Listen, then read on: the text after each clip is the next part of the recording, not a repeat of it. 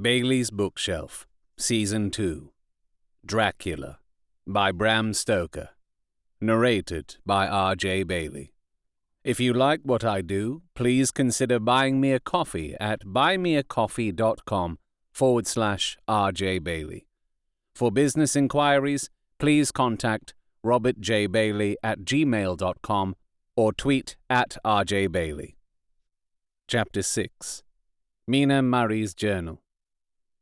24 July. Whitby. Lucy met me at the station, looking sweeter and lovelier than ever, and we drove up to the house at the Crescent in which they have rooms. This is a lovely place.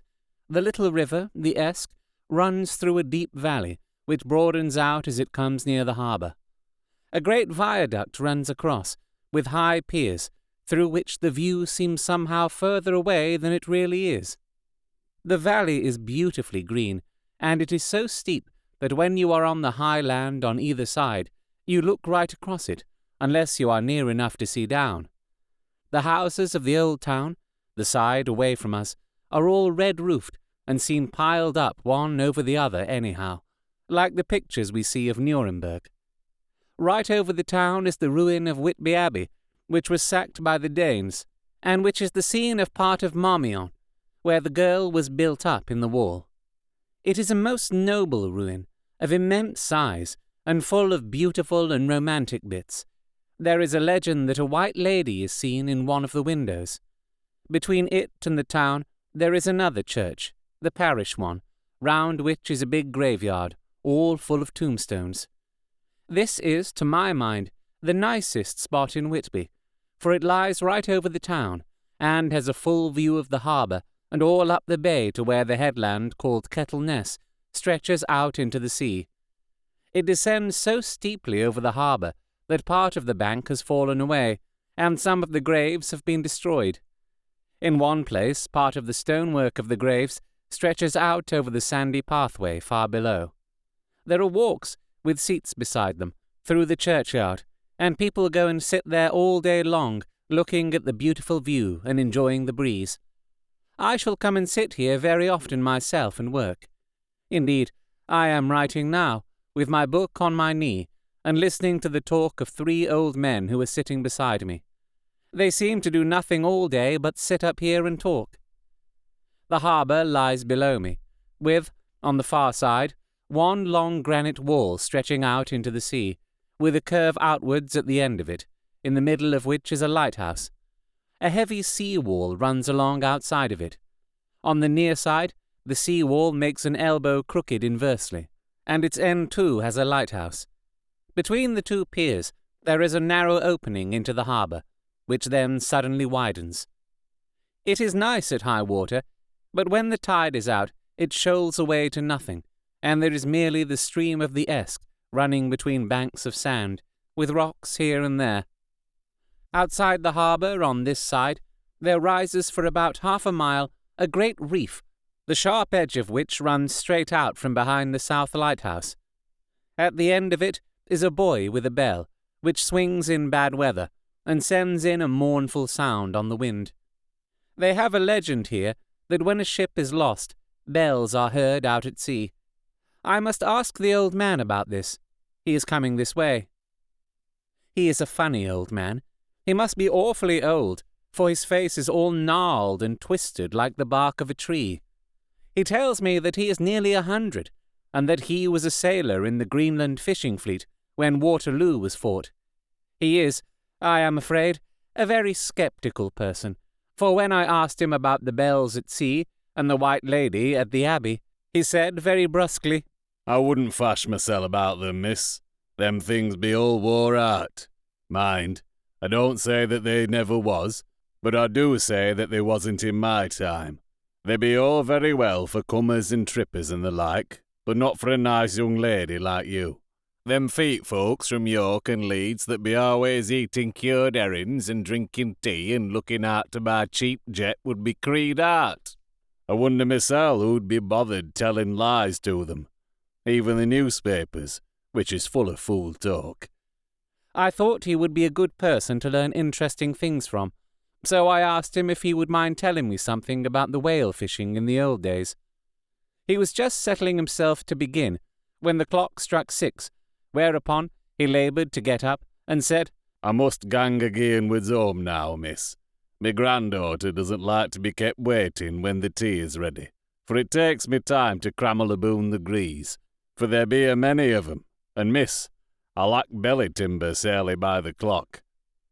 He hobbled away, and I could see him hurrying, as well as he could, down the steps. The steps are a great feature on the place. They lead from the town up to the church. There are hundreds of them, I do not know how many, and they wind up in a delicate curve. The slope is so gentle that a horse could easily walk up and down them. I think they must originally have had something to do with the abbey. I shall go home too. Lucy went out visiting with her mother, and as they were only duty calls, I did not go. They will be home by this. 1 August. I came up here an hour ago with Lucy, and we had a most interesting talk with my old friend, and the 2 others who always come and join him. He is evidently the Sir Oracle of them, and I should think must have been in his time a most dictatorial person. He will not admit anything, and downfaces everybody. If he can't out-argue them, he bullies them, and then takes their silence for agreement with his views. Lucy was looking sweetly pretty in her white lawn frock. She has got a beautiful colour since she has been here. I noticed that the old men did not lose any time in coming up and sitting near her when we sat down. She is so sweet with old people. I think they all fell in love with her on the spot. Even my old man succumbed, and did not contradict her, but gave me double share instead. I got him on the subject of the legends, and he went off at once into a sort of sermon. I must try to remember it and put it down. "It be all fool talk, lock, stock and barrel. That's what it be, and nowt else. These bands and wafts and bogos and bar guests and bogles and all anent them is only fit to set bairns and dizzy women a beldering. They be nowt but airblebs. They, and all grims and signs and warnings, be all invented by parsons and ilsome buke bodies and railway touters to scare and scunner halflings, and to get folks to do something that they don't other incline to. It makes me ireful to think of them.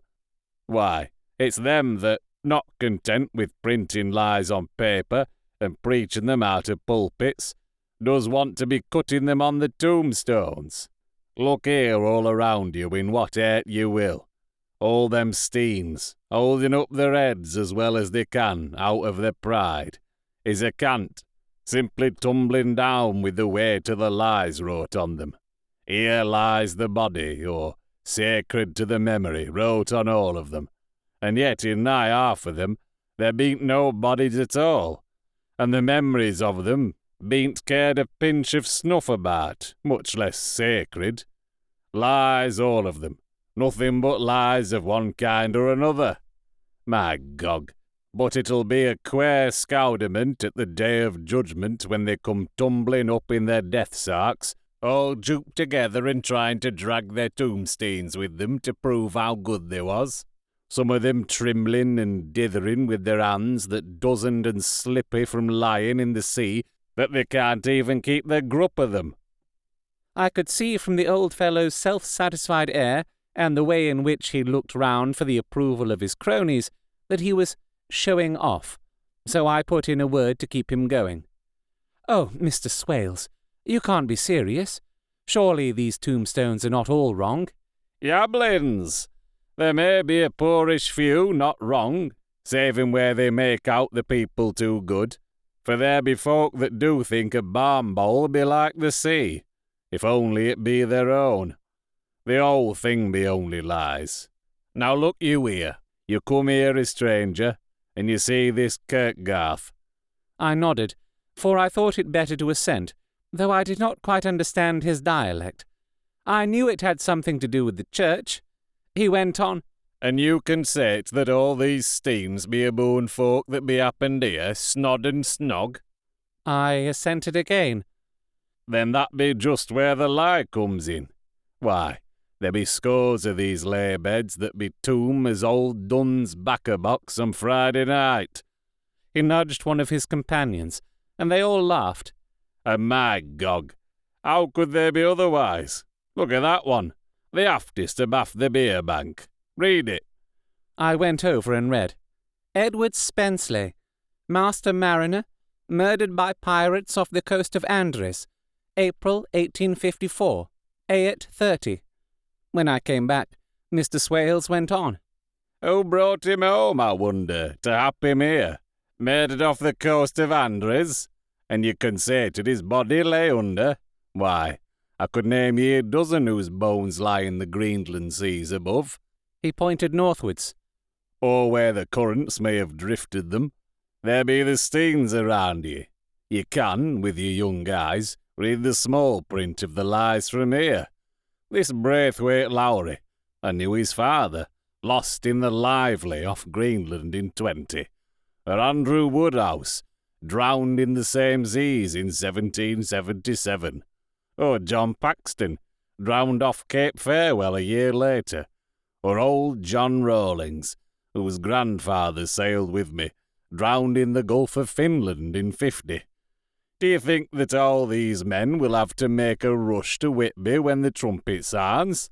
I have me antherems about it. I tell ye, that when they got here, they'd be jomling and jostling one another that way that it'd be like a fight up on the ice in the old days, when we'd be at one another from daylight to dark, and trying to tie up our cuts by the light of the aurora borealis. This was evidently local pleasantry, for the old man cackled over it, and his cronies joined in with gusto.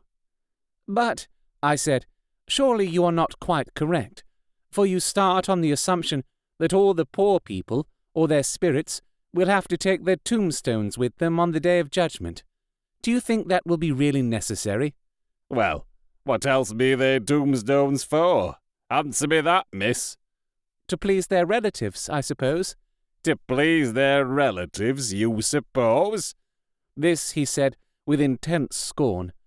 How will it pleasure their relatives to know that lies is wrote over them, and that everybody in the place knows that they be lies? He pointed to a stone at our feet, which had been laid down as a slab, on which the seat was rested, close to the edge of the cliff. Read the lies on that thruffstein, he said.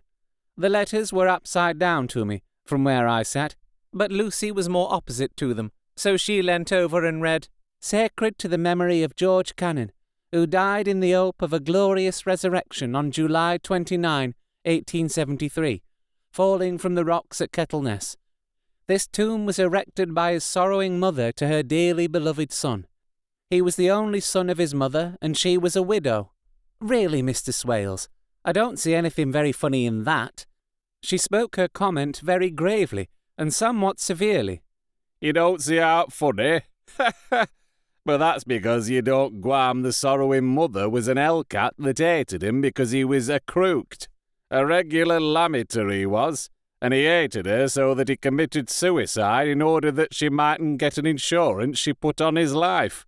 He blew nigh the top of his head off with an old musket that they had for scaring the crows with. 'Twarn't for crows then, for it brought the clegs and the doups to him. That's the way he fell off the rocks. And as to hopes of a glorious resurrection, I've often heard him say myself that he hoped he'd go to hell, for his mother was so pious that she'd be sure to go to heaven, and he didn't want to addle where she was. Now isn't that steen at any rate? He hammered it with his stick as he spoke. A pack of lies. And won't it make Gabriel keckle when Geordie comes panting up the grease with the tombstone balanced on his hump, and asks it to be took as evidence? I did not know what to say, but Lucy turned the conversation as she said, rising up, Oh, why did you tell us this? It is my favourite seat, and I cannot leave it, and now I find I must go on sitting over the grave of a suicide. That won't harm ye, my pretty, and it may make poor Geordie gladsome to have so trim a lass sitting on his lap. That won't hurt ye. Why, I've sat here off and on for nigh 20 years past, and it hasn't done me no harm. Don't ye fash about them as lies under ye, or that doesn't lie there either. It'll be time for ye to be getting scart when ye see the tombstones all run away with, and the place as bare as a stubble field. There's the clock, and I must gang. My service to ye, ladies. And off he hobbled. Lucy and I sat a while, and it was all so beautiful before us that we took hands as we sat, and she told me all over again about Arthur and their coming marriage. That made me just a little heartsick, for I haven't heard from Jonathan for a whole month. The same day, I came up here alone, for I am very sad. There was no letter for me. I hope there cannot be anything the matter with Jonathan. The clock has just struck 9. I see the lights scattered all over the town, sometimes in rows where the streets are, and sometimes singly. They run right up the Esk and die away in the curve of the valley. To my left, the view is cut off by a black line of roof of the old house next to the abbey. The sheep and lambs are bleating in the fields away behind me, and there is a clatter of a donkey's hoofs up the paved road below. The band on the pier is playing a harsh waltz in good time, and further along the quay there is a Salvation Army meeting in a back street. Neither of the bands hear the other, but up here I hear and see them both. I wonder where Jonathan is, and if he is thinking of me. I wish he were here. Dr. Seward's Diary. 5 June. The case of Renfield grows more interesting the more I get to understand the man. He has certain qualities very largely developed: selfishness, secrecy, and purpose. I wish I could get at what is the object of the latter. He seems to have some settled scheme of his own, but what it is I do not yet know. His redeeming quality is a love of animals, though, indeed, he has such curious turns in it that I sometimes imagine he is only abnormally cruel. His pets are of odd sorts. Just now his hobby is catching flies. He has at present such a quantity that I have had myself to expostulate. To my astonishment, he did not break out into a fury, as I expected, but took the matter in simple seriousness. He thought for a moment, and then said, "May I have 3 days? I shall clear them away." Of course, I said that would do. I must watch him. 18 June. He has turned his mind now to spiders, and has got several very big fellows in a box. He keeps feeding them with his flies, and the number of the latter is becoming sensibly diminished, although he has used half his food in attracting more flies from outside to his room. 1 July. His spiders are now becoming as great a nuisance as his flies, and today I told him that he must get rid of them. He looked very sad at this, so I said that he must clear out some of them, at all events. He cheerfully acquiesced in this, and I gave him the same time as before for reduction. He disgusted me much while with him, for when a horrid blowfly, bloated with some carrion food, buzzed into the room, he caught it, held it exultantly for a few moments between his finger and thumb, and, before I knew what he was going to do, put it in his mouth and ate it. I scolded him for it, but he argued quietly that it was very good and very wholesome, that it was life, strong life, and gave life to him. This gave me an idea, or the rudiment of one. I must watch how he gets rid of his spiders. He has evidently some problem in his mind, for he keeps a little notebook in which he is always jotting down something. Whole pages of it are filled with masses of figures, generally single numbers, added up in batches, and then the totals added in batches again, as though he were focusing some account, as the auditors put it. 8 July. There is a method in his madness, and the rudimentary idea in my mind is growing. It will be a whole idea soon, and then, oh, unconscious cerebration. You will have to give the wall to your conscious brother. I kept away from my friend for a few days, so that I might notice if there were any change. Things remain as they were, except that he has parted with some of his pets, and got a new one. He has managed to get a sparrow, and has already partially tamed it. His means of taming is simple, for already the spiders have diminished. Those that do remain, however, are well fed, for he still brings in the flies by tempting them with his food. 19 July. We are progressing. My friend has now a whole colony of sparrows, and his flies and spiders are almost obliterated. When I came in, he ran to me and said he wanted to ask me a great favor, a very, very great favor, and as he spoke, he fawned on me like a dog. I asked him what it was, and he said, with a sort of rapture in his voice and bearing, "A kitten, a nice little, sleek, playful kitten that I can play with and teach and feed and feed and feed." I was not unprepared for this request, for I had noticed how his pets went on increasing in size and vivacity, but I did not care that his pretty family of tame sparrows should be wiped out in the same manner as the flies and the spiders. So I said I would see about it, and asked him if he would not rather have a cat than a kitten. His eagerness betrayed him as he answered, "Oh, yes, I would like a cat. I only asked for a kitten lest you should refuse me a cat. No one would refuse me a kitten, would they?" I shook my head, and said that at present I feared it would not be possible, but that I would see about it. His face fell, and I could see a warning of danger in it, for there was a sudden fierce, sidelong look which meant killing. The man is an undeveloped, homicidal maniac. I shall test him with his present craving, and see how it will work out. Then I shall know more. 10 p.m. I had visited him again, and found him sitting in a corner brooding. When I came in, he threw himself on his knees before me, and implored me to let him have a cat, that his salvation depended upon it. I was firm, however, and told him that he could not have it, whereupon he went without a word and sat down, gnawing his fingers, in the corner where I had found him. I shall see him in the morning, early. 20 July. Visited Renfield very early, before the attendant went his rounds. Found him up and humming a tune. He was spreading out his sugar, which he had saved, in the window, and was manifestly beginning his fly-catching again, and beginning it cheerfully and with a good grace. I looked around for his birds, and not seeing them, asked him where they were. He replied, without turning round, that they had all flown away. There were a few feathers about the room, and on his pillow a drop of blood. I said nothing, but went and told the keeper to report to me if there were anything odd about him during the day. 11 a.m. The attendant has just been to me to say that Renfield has been very sick, and has disgorged a whole lot of feathers. "My belief is, Doctor," he said, "that he has eaten his birds, and that he just took and ate them raw." 11 p.m. I gave Renfield a strong opiate tonight, enough to make even him sleep, and took away his pocket-book to look at it. The thought that has been buzzing about my brain lately is complete, and the theory proved. My homicidal maniac is of a peculiar kind.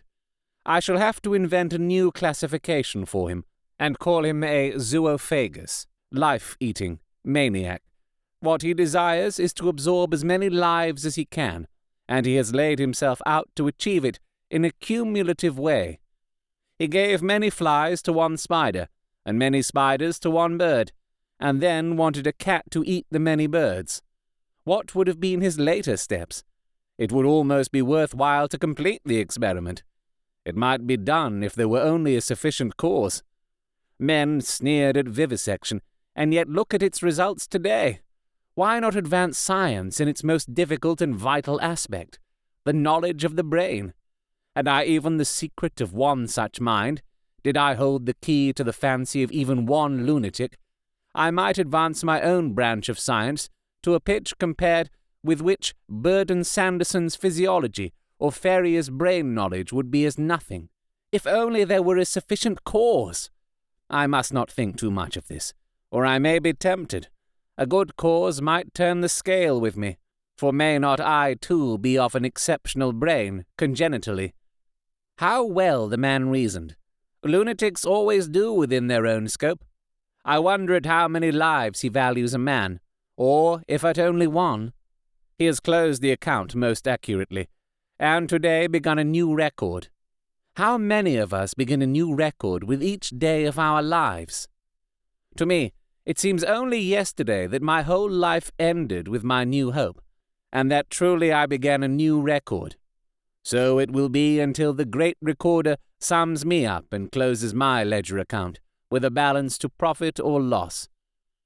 Oh, Lucy, Lucy, I cannot be angry with you, nor can I be angry with my friend whose happiness is yours, but I must only wait on hopeless, and work, work, work.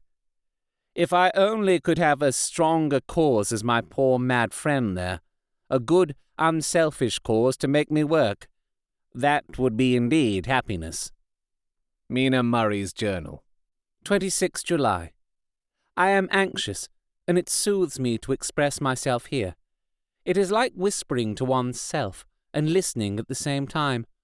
And there is also something about the shorthand symbols that makes it different from writing. I am unhappy about Lucy and about Jonathan. I had not heard from Jonathan for some time, and was very concerned. But yesterday, dear Mr. Hawkins, who is always so kind, sent me a letter from him. I had written asking him if he had heard, and he said the enclosed had just been received.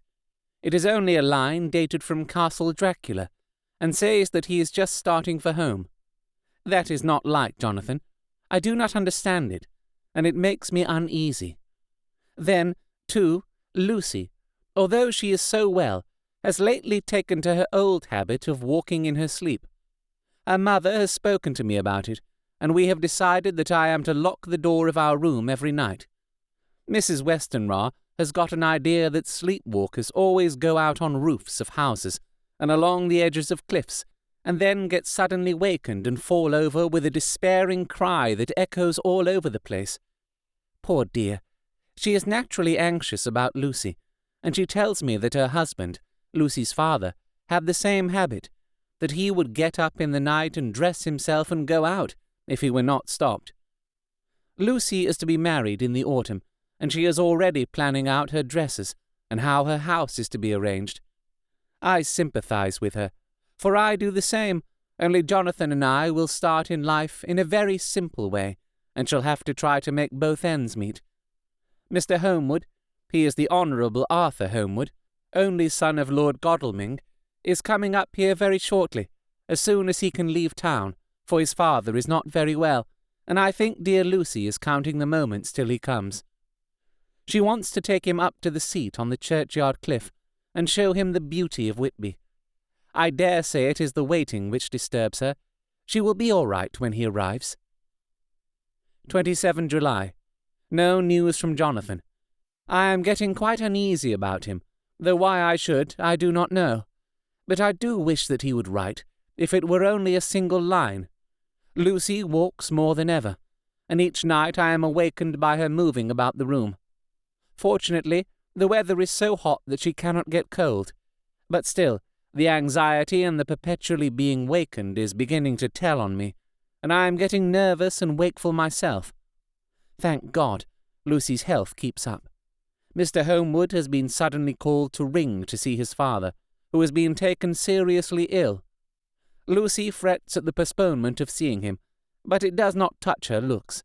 She is a trifle stouter, and her cheeks are a lovely rose pink. She has lost that anemic look which she had. I pray it will all last. 3 August.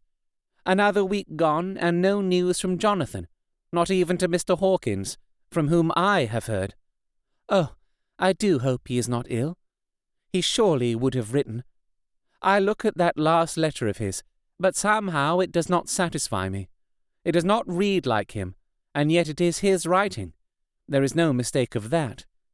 Lucy has not walked much in her sleep the last week, but there is an odd concentration about her, which I do not understand. Even in her sleep, she seems to be watching me. She tries the door, and finding it locked, goes about the room searching for the key. 6 August. Another 3 days, and no news. This suspense is getting dreadful. If I only knew where to write to, or where to go to, I should feel easier. But no one has heard a word of Jonathan since that last letter. I must only pray to God for patience. Lucy is more excitable than ever, but is otherwise well. Last night was very threatening, and the fishermen say that we are in for a storm. I must try to watch it and learn the weather signs. Today is a grey day, and the sun as I write is hidden in thick clouds, high over Kettleness. Everything is grey except the green grass, which seems like emerald amongst it. Grey earthy rock, grey clouds tinged with the sunburst at the far edge, hang over the grey sea, into which the sand points stretch like grey fingers. The sea is tumbling in over the shallows and the sandy flats with a roar, muffled in the sea mists drifting inland. The horizon is lost in grey mist. All is vastness. The clouds are piled up like giant rocks, and there is a brool over the sea that sounds like some presage of doom. Dark figures are on the beach here and there, sometimes half shrouded in the mist, and seem men like trees walking. The fishing boats are racing for home, and rise and dip in the groundswell as they sweep into the harbour, bending to the scuppers. Here comes old Mr. Swales. He is making straight for me, and I can see, by the way he lifts his hat, that he wants to talk. I have been quite touched by the change in the poor old man. When he sat down beside me, he said in a very gentle way, "I want to say something to you, miss." I could see he was not at ease, so I took his poor old wrinkled hand in mine and asked him to speak fully. So, he said, leaving his hand in mine, "I'm afraid, my dearie, that I must have shocked you by all the wicked things I've been saying about the dead and such like for weeks past, but I didn't mean them, and I want you to remember that when I'm gone. We old folks that be daffled, and with one foot abaft the crock-hole, don't altogether like to think of it, and we don't want to feel scared of it, and that's why I've took to making light of it, so that I'd cheer up my own heart a bit.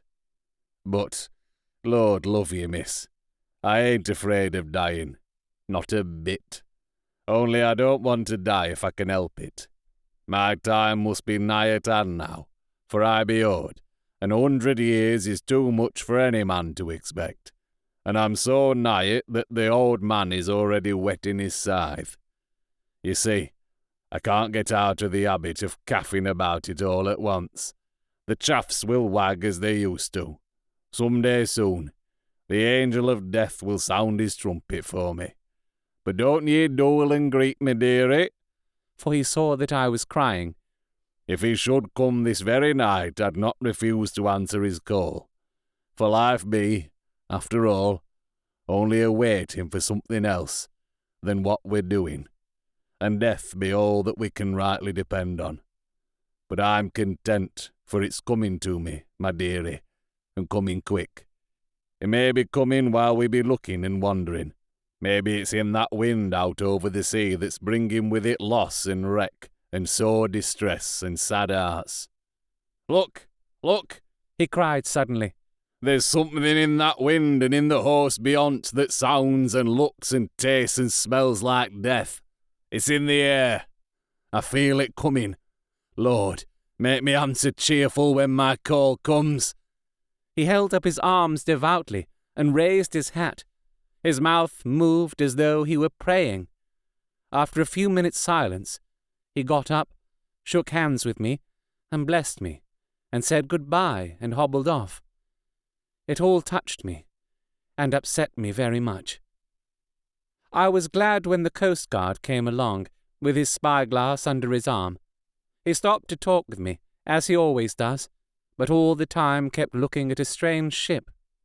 "I can't make her out," he said. "She's a Russian by the looks of her, but she's knocking about in the queerest way. She doesn't know her mind a bit.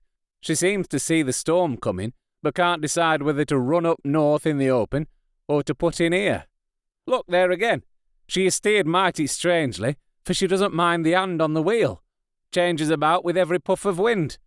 We'll hear more of her before this time tomorrow." You have been listening to Dracula, narrated by me, R.J. Bailey. If you would like to commission me to create an audiobook for you or advertise on this podcast, please contact me at robertjbailey@gmail.com or on Twitter @RJBailey.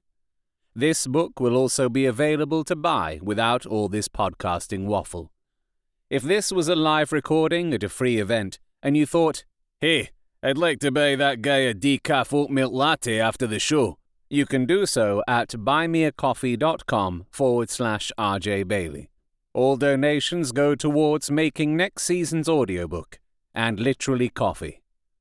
While the novel Dracula is in the public domain, this recording is copyright to me, RJ Bailey, 2022.